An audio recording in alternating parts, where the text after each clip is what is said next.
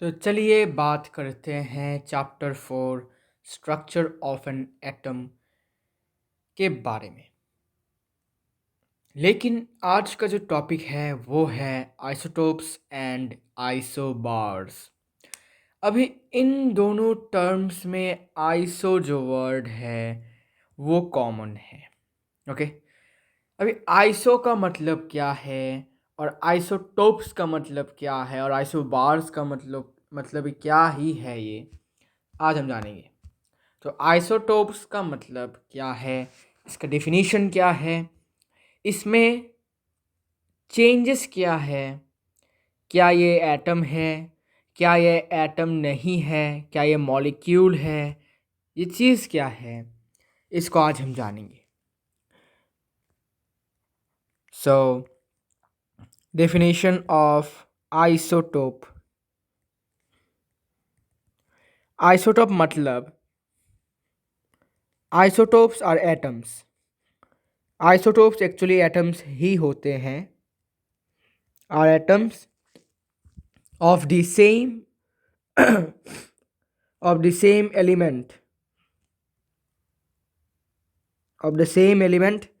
having the same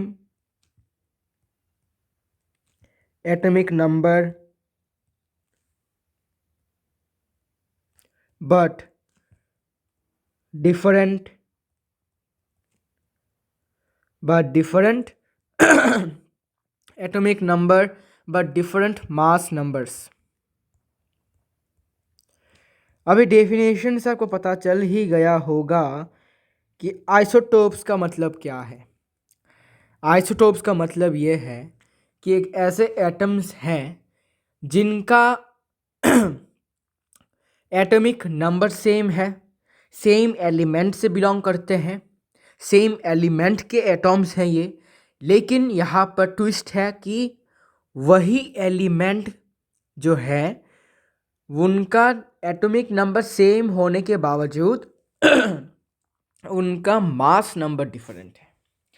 तो मैंने आपको बताया था मास नंबर क्या होता है। Mass number actually atomic mass ही होता है, लेकिन यूनिट कुछ भी नहीं होता। Okay, the unit is nothing. तो अगर आपको बोला जाए कि किसी भी एलिमेंट का आइसोटोप क्या होता है, तो किसी भी एलिमेंट का आइसोटोप जो होता है वो सेम एलिमेंट होता है, बस उसका मास नंबर डिफरेंट होता है।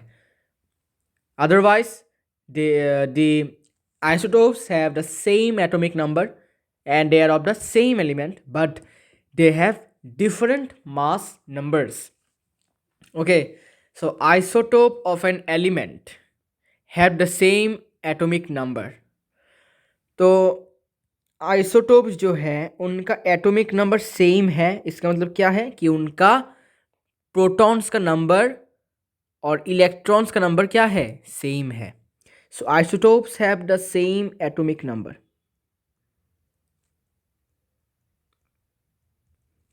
have the same atomic number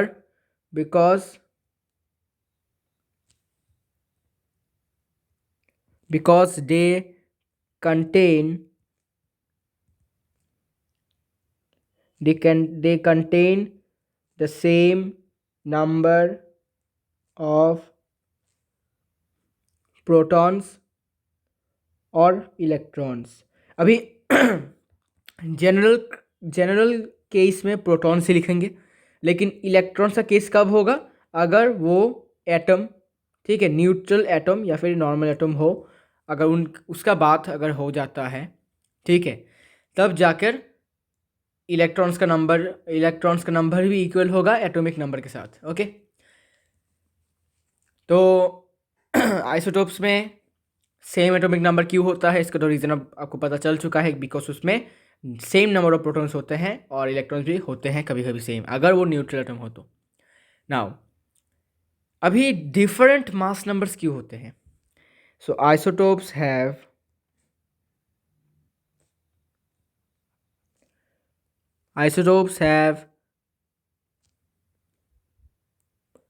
isotopes of an element लिखना पड़ेगा। Isotopes of an element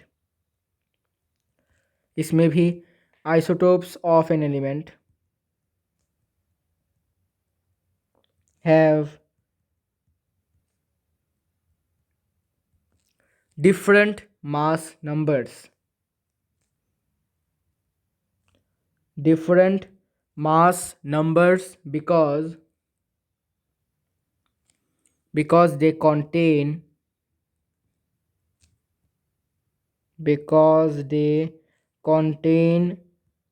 different number of neutrons. तो यहाँ पर असली रीज़न क्या है कि क्यों उनका मास नंबर डिफरेंट है। तो इसको कॉमन सेंस से भी समझा जा सकता है, क्योंकि मास नंबर क्या है, number of protons plus number of neutrons. अभी प्रोटॉन्स तो सेम रहा, ठीक है, प्रोटॉन्स का कोई घपला नहीं हुआ, protons remained the same, but असली घपला किसने किया, असली घपला किया इसने। कौन है ये है न्यूट्रॉन।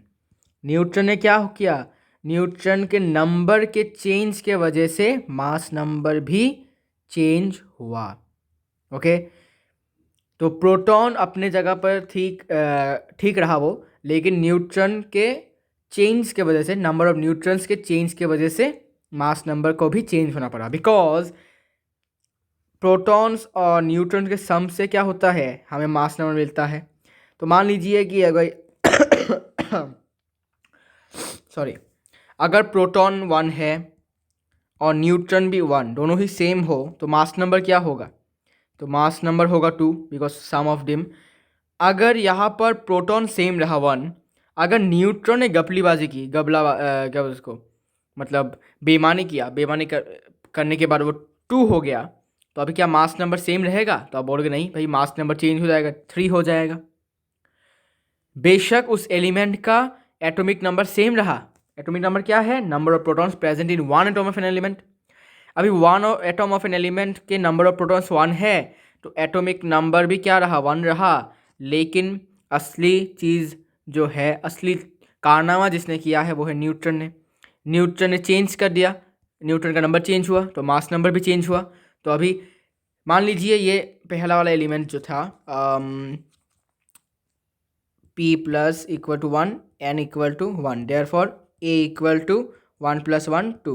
मान लीजिए इसका एलिमेंट का नाम है B, तो अभी इसका एटॉमिक नंबर क्या है, एटॉमिक नंबर है 1, तो यहाँ से इसको Z लिख दो, तो एटॉमिक नंबर है 1, मास नंबर कितना है 2, तो ये एक एलिमेंट है।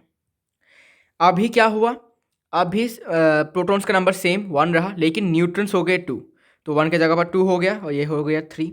तो और एक एलिमेंट लेते हैं C, तो अभी इसका एटॉमिक नंबर क्या है, एटॉमिक नंबर 1 है, because number of protons remain is the same, लेकिन अभी मास नंबर क्या हो गया 3। तो अब मुझे बताओ दोनों में डिफरेंस क्या है। तो आप बोलोगे भाई ये तो कॉमन सेंस वाली बात है, इसमें एटॉमिक नंबर 1 है, इसमें भी एटॉमिक नंबर 1 है, लेकिन डिफरेंस कहाँ पर होगा, यहाँ पर डिफरेंस हो गया कि यहाँ पर मास नंबर दोनों का सेम नहीं है, बाकी दोनों का एटॉमिक नंबर सेम है। मतलब क्या, दोनों का नंबर ऑफ प्रोटॉन्स और इलेक्ट्रॉन्स सेम है, समझे। तो ये था आइसोटोप, कुछ एग्जांपल्स भी देखेंगे अभी आइसोटोप के, लेकिन इससे पहले हमें और एक लाइन इंपॉर्टेंट लिखना पड़ेगा, जो कि है the isotopes of an element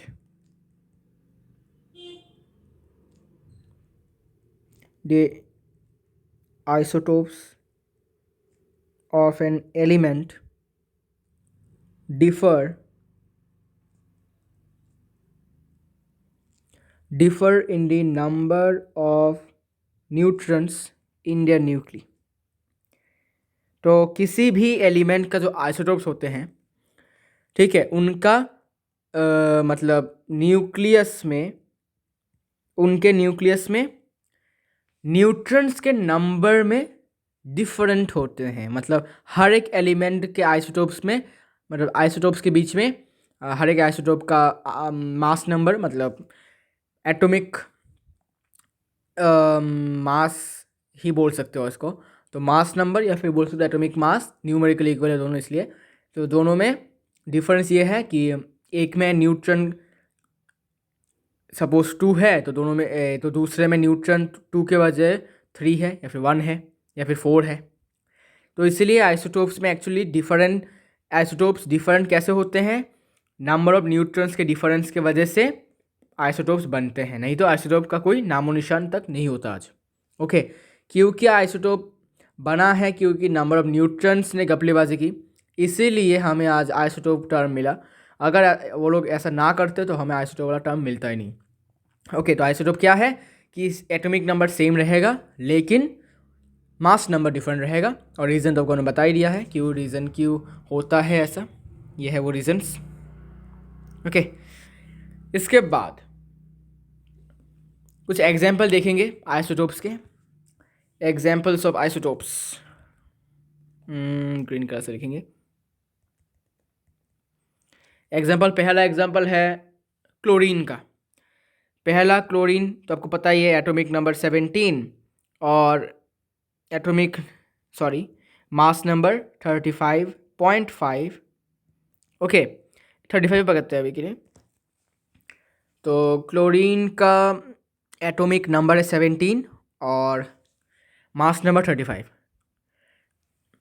और एक दूसरा क्लोरीन का एक आइसोटोप है जिसका एटॉमिक नंबर 17 ही है लेकिन मास नंबर 37 है। ठीक है, यहाँ पर है 35, यहाँ पर है 37, लेकिन दोनों में डिफरेंस क्या है, डिफरेंस है मास नंबर का, लेकिन दोनों का एटॉमिक नंबर तो सेम ही है। ओके, तो पहले वाले में इसमें प्रोटॉन्स है 17, न्यूट्रॉन्स है 18। ओके, पहले वाले में प्रोटॉन से 17 और न्यूट्रॉन से 18, देयरफॉर मास नंबर क्या हो गया, मास नंबर हो गया 17 प्लस 18 तो हो गया 35। ओके, लेकिन दूसरे वाले में ऐसा नहीं है, दूसरे वाले में प्रोटॉन्स तो सेम ही रहे, P plus equal to 17, but the neutrons are 20, neutrons हो गए 20। सो देयरफॉर मास नंबर क्या होगा, मास नंबर होगा 17 प्लस 20 मतलब कितना, 37। ओके, तो ये हो गए 37। तो न्यूट्रॉन के डिफरेंस के वजह से मास नंबर में भी हमें डिफरेंस देखने को मिला। ओके, तो ये था क्लोरीन के दो आइसोटोप्स। ओके, क्लोरीन के दो आइसोटोप्स। अभी दूसरा है, अच्छा स्मॉल एक चीज़ लिख देते हैं यहाँ पर, इलेक्ट्रॉन भी 17 ही है दोनों में इलेक्ट्रॉन्स बराबर 17 है because they are neutral, this is a neutral atom. Okay, normal atom है इसलिए। अभी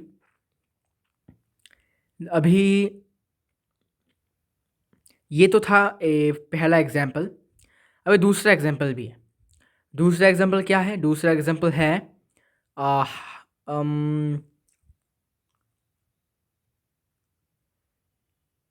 दूसरा एग्जाम्पल अगर मैं बोलना चाहूँ तो ये होगा हाइड्रोजन का। तो हाइड्रोजन जो है उसमें 3 आइसोटोप्स हैं हाइड्रोजन के। तो 3 में से पहला वाला जो है, पहले वाले की बात करेंगे सबसे पहले। तो पहले वाला है ये इसको 1 कर दो, इसमें 2, एग्जाम्पल 2। तो हाइड्रोजन के 3 आइसोटोप्स हैं। तो पहला वाला है प्रोटियम। ओके, ये ऐसा करके है। इसके बाद है ड्यूटेरियम। ड्यूटेरियम ये है 1 और इसमें 2 हो जाता है। फिर सेम एटॉमिक नंबर 1, इसमें भी 3 हो जाता है। ओके, तो ये है आइसोटोप्स ऑफ हाइड्रोजन। तो अभी पहले का नाम मैं लिख देता हूँ, पहले वाले का नाम है प्रोटियम,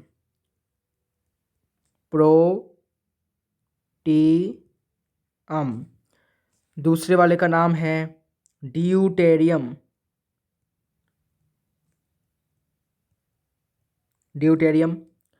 और तीसरे वाले का नाम है ट्रिटियम या फिर ट्राइटियम।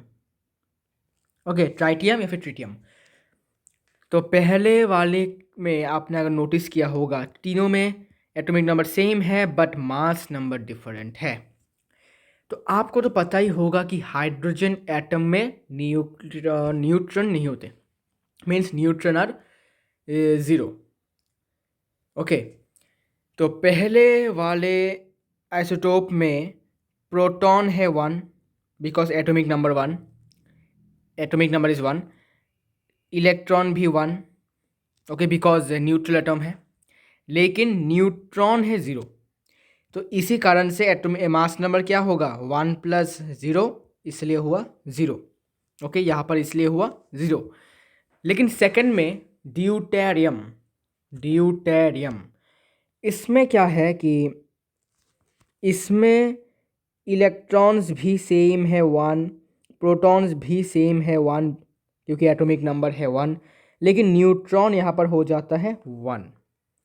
इसी कारण से यहाँ पर मास नंबर होता है 1 + 1, इसलिए होता है 2।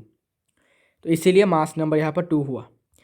फिर थर्ड नंबर पर, थर्ड में होता है electron also same 1, proton again same 1, लेकिन यहाँ पर न्यूट्रॉन हो जाते हैं 2, इसीलिए यहाँ पर मास नंबर होता है 1 + 2 = 3, इसीलिए यहाँ पर हमें 3 देखने को मिला। ठीक है, अभी दोनों में कुछ डिफरेंस भी है। कैसा डिफरेंस कि पहला वाला एक ऑर्डिनरी हाइड्रोजन आइसोटोप है, सेकंड वाला थोड़ा सा हैवी आइसोटोप है, हैवी हाइड्रोजन आइसोटोप, और लास्ट में जो है ट्रिटियम या फिर ट्राइटियम, वो बहुत ज़्यादा हैवी है। Okay, very heavy hydrogen isotope of mass number 3, और इसका एक स्पेशल सिंबल भी है इन दोनों का, फर्स्ट वाले का नहीं है, इन दोनों का है। तो मैं इसको लिखता हूँ अभी। तो पहला, अच्छा रुको, ऐसे करके लिखता हूँ। पहले वाले protium, protium is the ordinary isotope, ordinary hydrogen isotope, ठीक है, हाइड्रोजन के एच से लिखा, of mass number equal to 1। Okay okay, and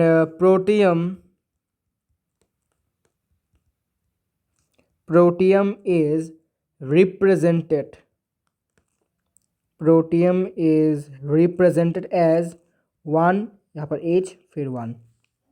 okay, अच्छे से लिखता हूँ, 1 फिर यहाँ पर 1। Okay, and unfortunately it doesn't have any special symbol. 8, अच्छा 8 नहीं लिखूँगा, प्रोटियम में लिखता हूँ। Protium doesn't have a special symbol, protium का कोई स्पेशल सिंबल नहीं है। ओके, तो इसको हम सेम तरीके से कॉपी कर लेते हैं, बार बार लिखना नहीं है मुझे, एज टाइम ज़्यादा कंज्यूम होता है लिखने से। ओके, तो यहाँ से हमने इसको ऐसा किया, करने के बाद यहाँ पर ये सेकंड पॉइंट, अभी प्रोटियम के जगह पर होगा deuterium, deuterium it is the heavy it is the heavy hydrogen isotope of atomic number 2। ये थोड़ा सा हैवी है, पहले वाले से ये ज़्यादा हैवी है।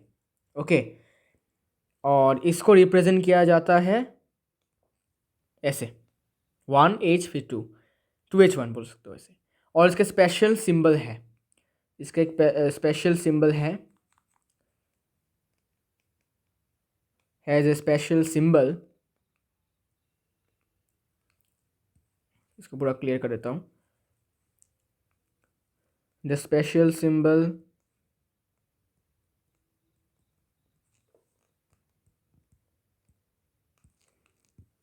इसमें ड्यूटेरियम होगा,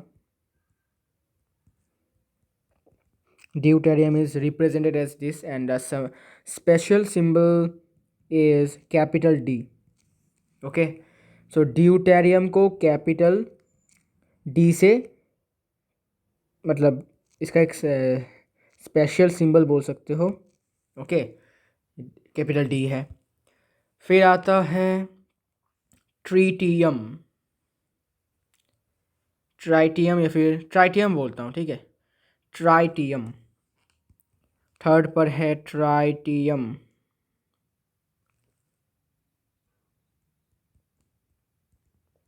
tritium is the very heavy. अभी ट्राइटियम जो है इन तीनों में से सबसे भारी जो है आइसोटोप है हाइड्रोजन का, जिसका मास नंबर है 3, और tritium is represented as 3H1 and a special symbol is capital T। Okay, तो कैपिटल T है इसका स्पेशल सिंबल।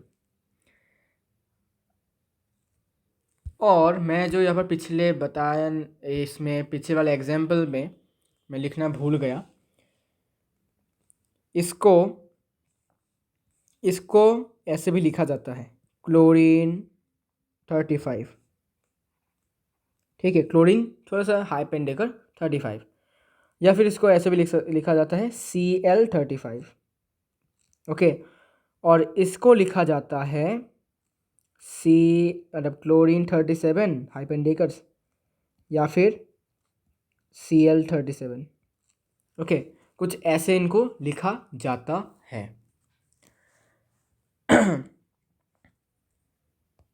इसके बाद ड्यूटेरियम से एक कंपाउंड बनता है।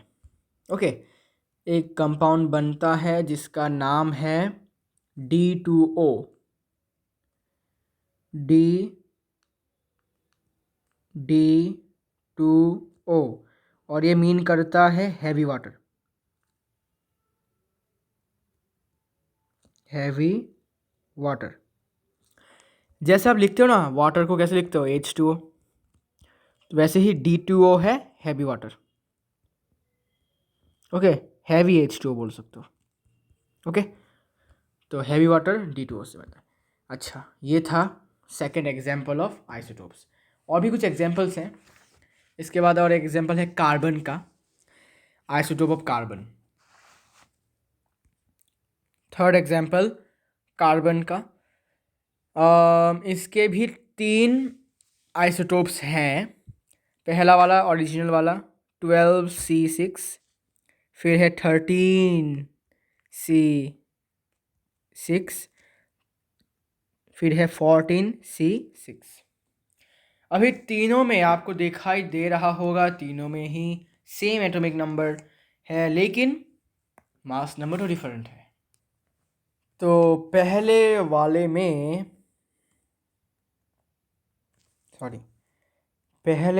में नंबर ऑफ प्रोटॉन्स कितने होंगे बताओ? 6 होंगे, क्योंकि एटॉमिक नंबर 6 है। इलेक्ट्रॉन्स भी 6 है, न्यूट्रॉन्स भी 6 है। ओके, इसीलिए मास नंबर 6 + 6 12 है। ओके, जो यहाँ पर 12 को दिख रहा होगा। देन सेकंड वाले में सब कुछ सेम है, सब कुछ पहले 2 कैटेगरीज सेम है, प्रोटॉन 6, इलेक्ट्रॉन्स आर ऑल्सो 6, लेकिन यहाँ पर आकर न्यूट्रॉन्स 7 हो जाते हैं। ओके, और इसीलिए मास नंबर जो है 6 + 7 13 हो जाता है, जो यहाँ पर आपको देखने को मिल रहा होगा।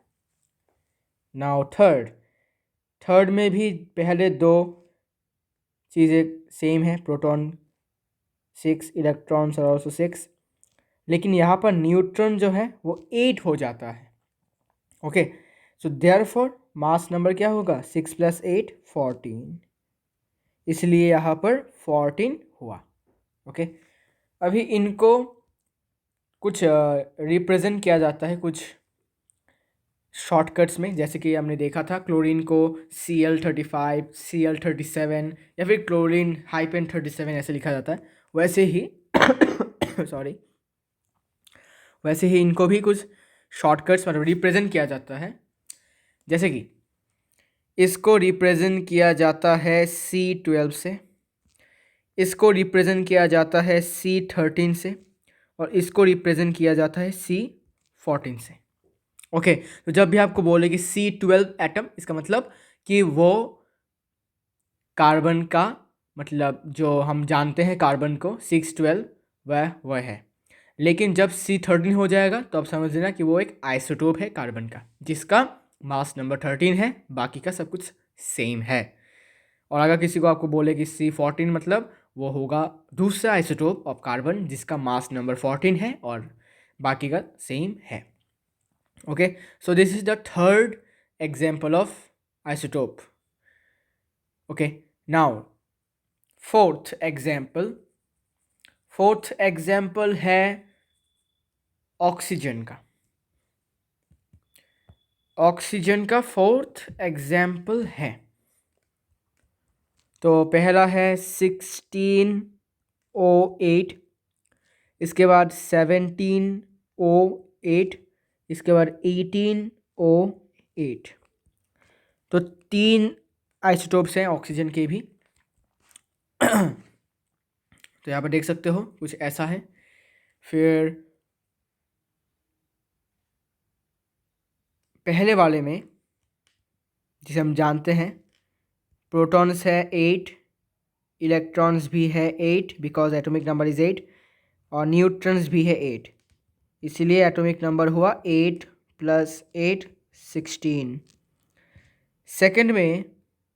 सेकंड वाले में प्रोटॉन्स भी सेम है 8, इलेक्ट्रॉन्स भी सेम है 8, लेकिन न्यूट्रॉन्स हो जाते हैं 9, इसीलिए मास नंबर है 8 + 9 मतलब कितना 17, जो यहाँ पर आप देख सकते हो 17 है।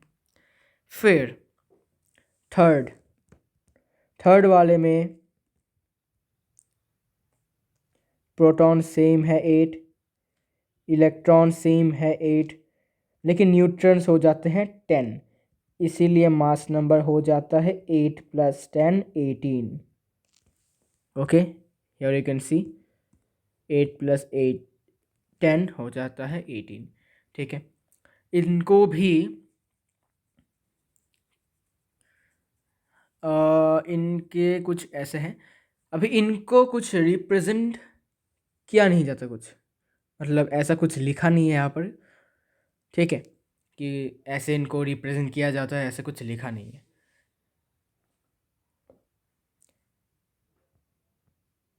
Now fifth example of this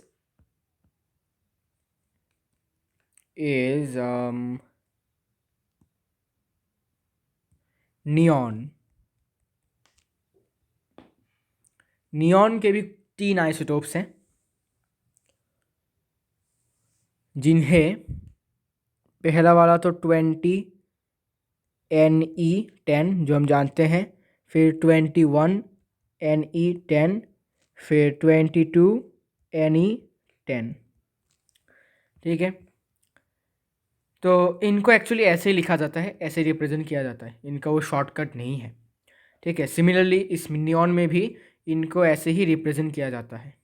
okay, जैसे हाइड्रोजन को किया जाता था 1 1 करके 1H1। तो पहले वाले में तो आपको पता ही होगा क्या हो सकता है। पहले वाले में प्रोटॉन्स 10 है, इलेक्ट्रॉन्स भी 10 है, लेकिन न्यूट्रॉन्स भी 10 है, लेकिन सेकंड में ऐसा नहीं है। तो देयरफॉर मास नंबर 10 + 10 हो गया 20। सेकंड वाले में पहले के 2 चीज़ें चेंज नहीं है।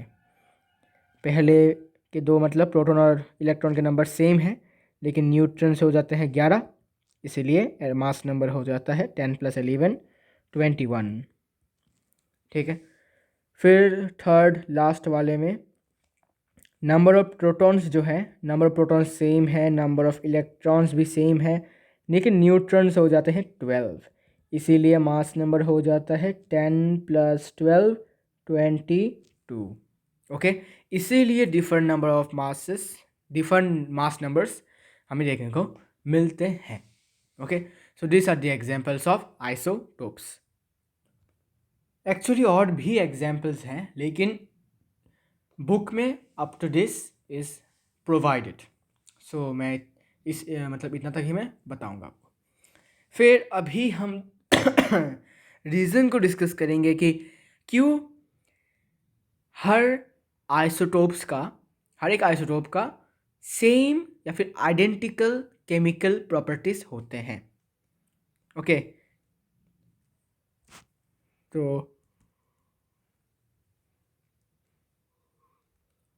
all the isotopes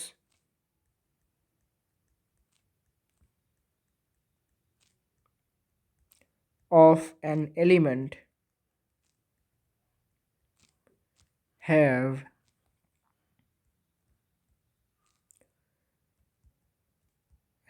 identical chemical properties.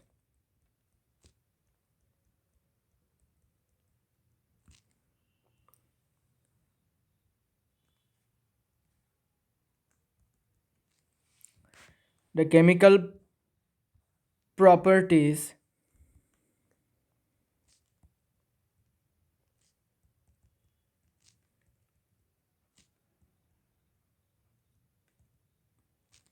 of an atom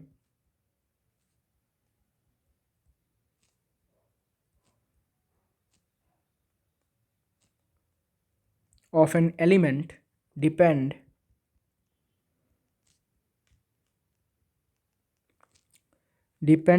on the number of protons and electrons, not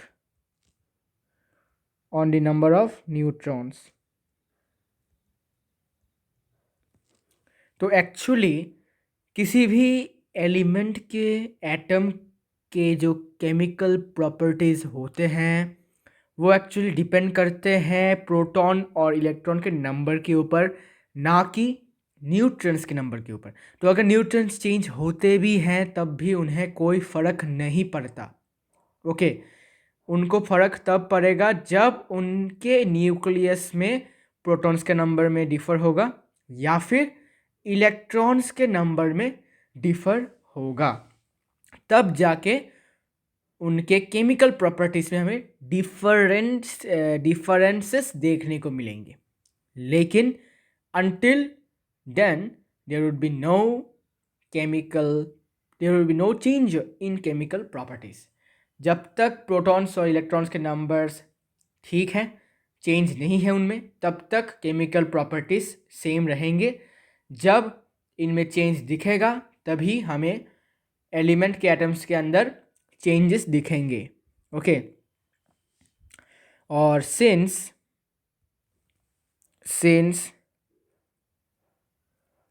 all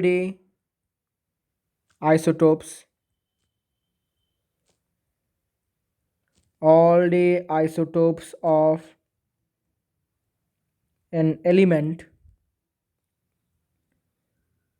contain the same number of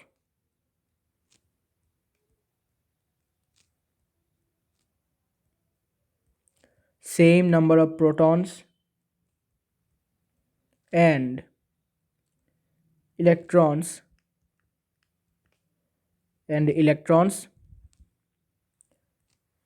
therefore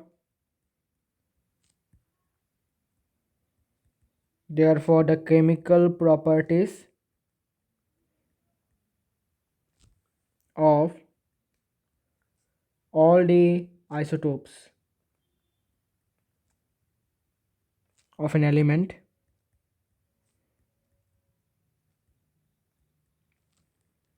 are identical, या फिर बोल सकते हो सेम। ओके तो क्योंकि हमें पता है कि किसी भी एलिमेंट के जितने भी आइसोटोप्स हैं उनमें सेम नंबर ऑफ प्रोटॉन्स और इलेक्ट्रॉन्स हैं, जैसे कि आपने एग्जांपल्स में देखे ही होंगे, देख सकते हो कोई चेंजेस नहीं है, देखो एकदम सेम। क्योंकि कोई चेंजेस नहीं है इनके नंबर्स में, जैसे मैंने पहले बोला था कि कोई चेंजेस नहीं है तो कोई प्रॉब्लम नहीं है। और क्योंकि यहाँ पर कोई चेंजेस हमें देखने को मिला नहीं आइसोटोप्स में, इसीलिए जो केमिकल प्रॉपर्टीज़ हैं उस आइसोटोप्स के, जितने भी आइसोटोप्स हैं उस एलिमेंट के, वो सेम होते हैं। क्योंकि कोई चेंज ही नहीं है प्रोटॉन्स और इलेक्ट्रॉन्स के नंबर में, न्यूट्रॉन बाहर में जाए। ओके, फिर all the isotopes of an element contain the same number of electrons because of which they have identical electronic configuration having the same number of valence electrons। इसके बाद और एक इम्पॉर्टेंट चीज़ यहाँ पर हमें देखने को मिलेगा जो कि है all the isotopes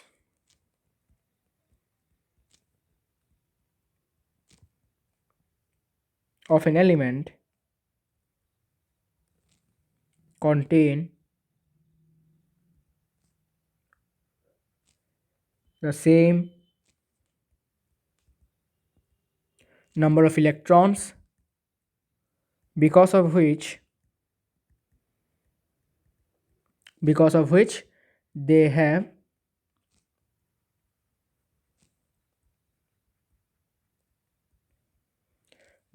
identical electronic configurations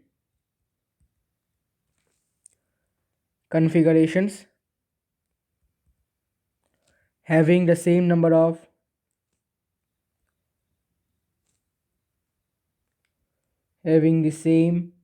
number of valence electrons।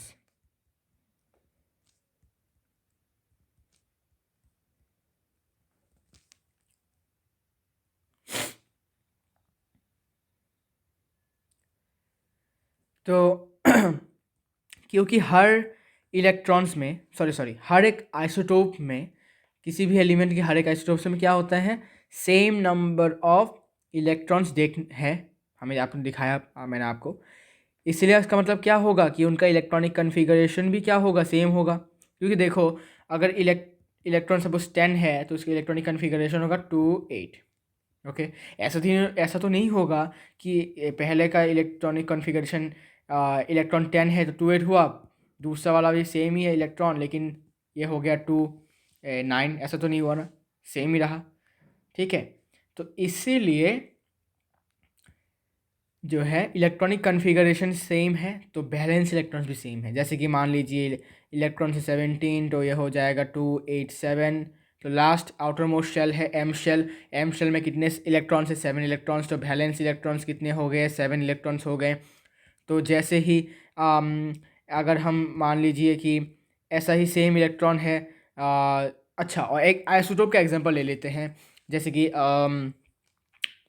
Chlorine नहीं लेंगे, किसका ले सकते हैं, ऑक्सीजन के कितने कितने 16O8 17O8 18O8, तीनों के इलेक्ट्रॉनिक कन्फिगरेशन करेंगे अभी हम आपको प्रूफ दिखाने। पहले वाला होगा 2 8 6, क्योंकि इलेक्ट्रॉन कितने हैं, और सॉरी इलेक्ट्रॉन 6 है, 2 6 तो पहले वाले का इलेक्ट्रॉन 8 है, दूसरे वाले का इलेक्ट्रॉन भी सेम है 2 6, तीसरे वाले में भी 2 6। तो जब तीनों में ही सेम इलेक्ट्रॉनिक कन्फिगरेशन है तो तीनों के ही लास्ट शेल कौन है, एल शेल। और तीनों के ही लास्ट शेल मतलब बैलेंस शेल में कितने इलेक्ट्रॉन्स हैं, 6 इलेक्ट्रॉन्स। तो बैलेंस शेल में जितने इलेक्ट्रॉन होते हैं उन हम क्या बोलते हैं, बैलेंस इलेक्ट्रॉन। तो बैलेंस इलेक्ट्रॉन तीनों में ही क्या है, सेम 6। ठीक है, तो इसीलिए जो है केमिकल प्रॉपर्टीज़ में कोई चेंजेस हमें देखने को नहीं मिलता। ओके, इसके बाद आपको लिखना पड़ेगा since all the isotopes of an element have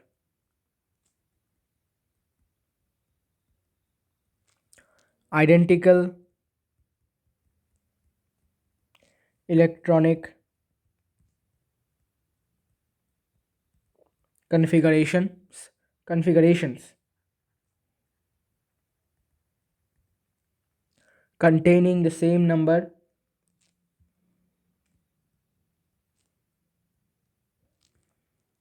of valence electrons. Therefore, all the isotopes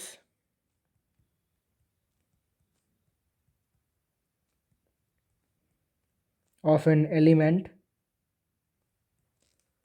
show identical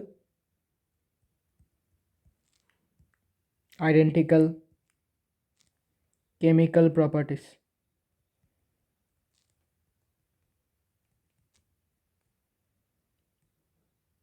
okay, तो इसी कारण से जितने भी हैं उनको माने उनका जो है सेम हमें केमिकल प्रॉपर्टीज देखने को मिलता है।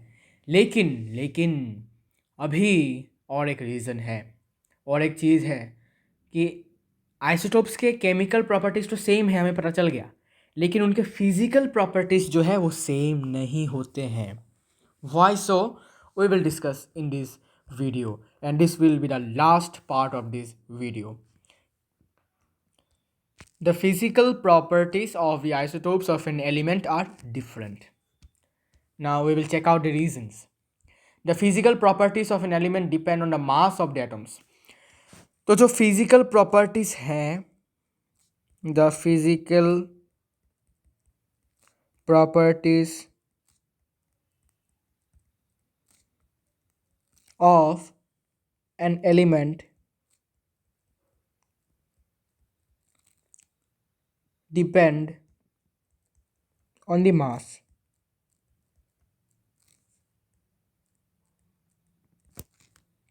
और हमें पता है किसी भी एटम का जो मास होता है, किसी भी एलिमेंट के एटम का जो मास होता है वो कहाँ पर कंसंट्रेटेड होता है? एकदम सेंटर पर। और सेंटर में कौन विराजमान होते हैं? न्यूक्लियस। और न्यूक्लियस का एटॉमिक मास मतलब क्या होता है? Mass of protons plus mass of neutrons. और एटॉमिक मास किसके साथ इक्वल होता है? मास नंबर के साथ इक्वल होता है। ओके, न्यूमेरिकली इक्वल होते हैं। So the physical properties of an element depend on the mass of the atoms. Now, due to the presence of different number of neutrons, the masses of all the isotopes of an element are slightly different. तो क्योंकि nucleus में different number of neutrons present है, जो आपने देखा isotope में होता है, इसी वजह से जितने भी आइसोटोप्स हैं उनका जो मास है वो थोड़ा डिफरेंट होता है, स्लाइटली डिफरेंट। ठीक है, और हमें क्या पता है कि atomic mass equal to mass number. तो अगर एटॉमिक मास की जगह पर हम मास नंबर भी बोलते हैं तब भी कोई गलती नहीं है। और मास नंबर क्या होता है? Number of proton plus number of neutron. Number of neutron में चेंजेस हुए तो पूरा मास नंबर में भी चेंजेस होंगे। और हमें क्या पता है कि फिजिकल प्रॉपर्टीज़ किस फैक्टर पे डिपेंड करता है? किसी भी एलिमेंट का मास के ऊपर। तो मास अगर चेंज इधर उधर होगा तो फिजिकल प्रॉपर्टीज़ भी थोड़ा इधर उधर होंगे। और क्योंकि मास आइसोटोप्स के मास में थोड़ा सा डिफरेंट है, थोड़े थोड़े इधर उधर हैं वैल्यू, इसीलिए फिजिकल प्रॉपर्टीज़ भी क्या है? थोड़ा डिफरेंट है, स्लाइटली डिफरेंट, स्लाइटली। ठीक है, क्योंकि मासेस में थोड़ा सा इधर उधर का फासला है, इसीलिए फिजिकल प्रॉपर्टीज़ में भी थोड़ा इधर उधर का फासला है। और इसी कारण से जो वेरियस आइसोटोप्स हैं किसी भी एलिमेंट के, उनके डिफरेंट फिजिकल प्रॉपर्टीज़ होते हैं। अब ये फिजिकल प्रॉपर्टीज़ डेंसिटी भी हो सकते हैं, मेल्टिंग पॉइंट्स भी हो सकते हैं, बॉइलिंग पॉइंट्स भी हो सकते हैं। बिकॉज हमें पता है कि फिजिकल प्रॉपर्टीज़ जो हैं, ये जो सारे के सारे फिजिकल प्रॉपर्टीज़ जो हैं ये हमेशा मास के ऊपर डिपेंड करता है। देखो, डेंसिटी भी मास के ऊपर डिपेंड करता है, because we know density equal to what? Mass by volume. तो अगर मास चेंज होगा तो डेंसिटी भी ऑब्वियसली चेंज होगा। They are directly proportional.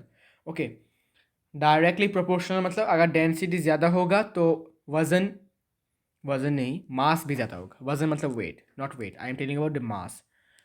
ठीक है, तो डेंसिटी अगर ज़्यादा होगा तो मास ज़्यादा होगा, डेंसिटी कम होगा तो मास भी कम होगा।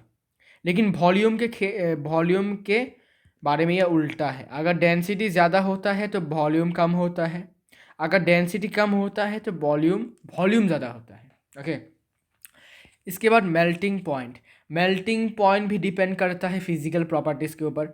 अगर मास ज़्यादा है तो मेल्टिंग पॉइंट भी ज़्यादा होगा, और सिमिलरली बॉइलिंग पॉइंट भी ज़्यादा होगा अगर उस चीज़ का मास ज़्यादा है। मास ज़्यादा है मतलब क्या, कि उसमें ज़्यादा पार्टिकल्स हैं।